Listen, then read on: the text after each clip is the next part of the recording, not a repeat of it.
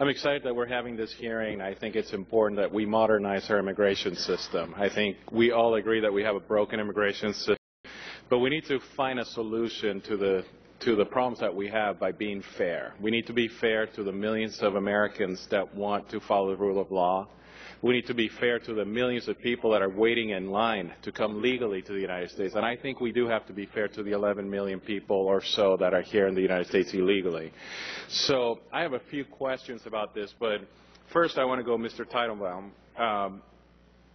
You spoke about the sibling category in your report. Can you explain? I actually agree with the conclusion of the report. I think we should get rid of the sibling category. Can you just explain a little bit, and just short, why you think that's important?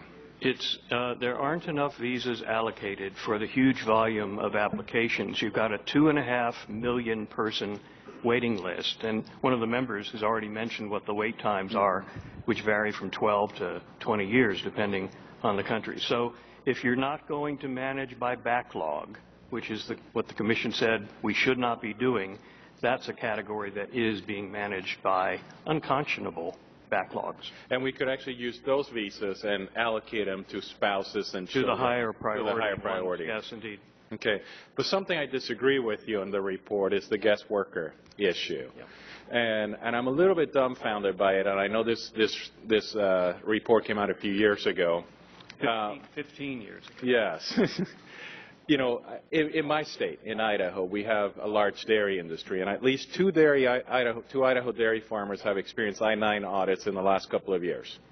In one, 32 out of the 40 employees didn't qualify to work in the United States, and the other one, 47 out of 57 did not qualify. They went ahead, fired all those employees, and they went ahead and asked for people to come work at the dairy. They couldn't find a single person who for that position who spoke English. Now, they don't know if the people are legal or illegal because the people they hired had legal documents, and they haven't done another I-9 audit. But how can you say that we don't have a need when, I mean, that's a large number of employees that needed to be hired, and not a single person who spoke English applied for the position?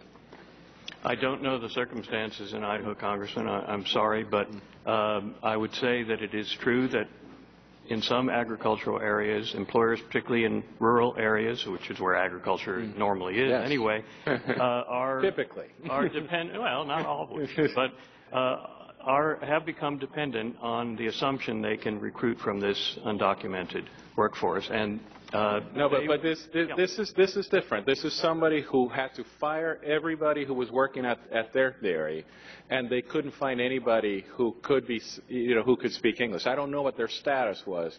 I was an immigration lawyer for 15 years, and I found the same experience in some of the agricultural areas, in the dairy industry, agricultural industries.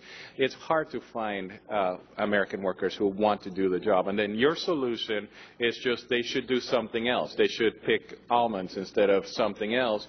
But the reality is that we should let the market decide that, shouldn't we? It seems to me that even in the example that you gave us, the owner of the farm had already decided that he wasn't going to pick the apricots anymore because the market was not working. And I think we need to do something about our guest workers. So I disagree with you there. Now, Mayor Castro. With the commission. With the commission, I apologize. Mayor Castro, I believe, I liked your words that we progress because we are pragmatic. But yet it seems to me that your solution is not pragmatic. You say there has to be a pathway to citizenship or nothing else. Also, in my 15 years of experience as an immigration lawyer, I talked to thousands and thousands of people who are here illegally. And what they want is they want to come out of the shadows. They want to be able to be legal. They want to be able to work. They want to be able to travel. They want to be able to feel like they're being treated with dignity. Not very many people told me, I want to be a citizen. I have to be a citizen in order to feel like I'm a dignified person. So if we can find a solution that is short of pathway to citizenship, but better than just kicking 12 million people out, why is that not a good solution? Well, I would say that that's not the solution that's in the nation's best interest. I think that's what I said, and that would be the most pragmatic solution. And one of the reasons that I believe that is that if we don't go down that route, that I'm convinced that we're more likely to find ourselves here again in 10 years, 15 years, 20 years. So, if you ask me, would that be better than zero? Yeah, I wouldn't necessarily disagree with that, but is that sufficient? Does that actually address the issues that we have in front of us?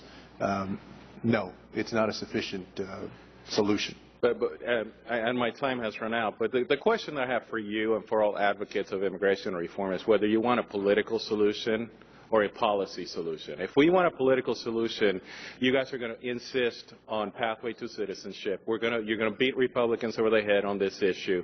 But if we want a policy solution, I think there's goodwill here in the House of Representatives for us to come together, actually have a pragmatic solution to the current problem that we have.